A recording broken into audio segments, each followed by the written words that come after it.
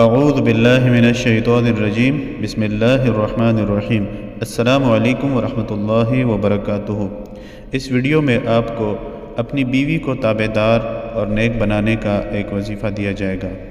اگر کسی شخص کی عورت مطیع اور فرما بردار نہ ہو تو وہ اس میں پاک یا ملکو کو 90 بار پڑھے، اول و آخر 7 مرتبہ درود شریف کے ساتھ، اور کسی میٹھی چیز پر دم کر کے اپنی بیوی کو کھلا دے۔ 9 دن اس عمل کی مداومت کرے، انشاءاللہ العزیز 9 دن سے پہلے اسے اپنی بیوی سے تمام شکایتیں جاتی رہیں گی۔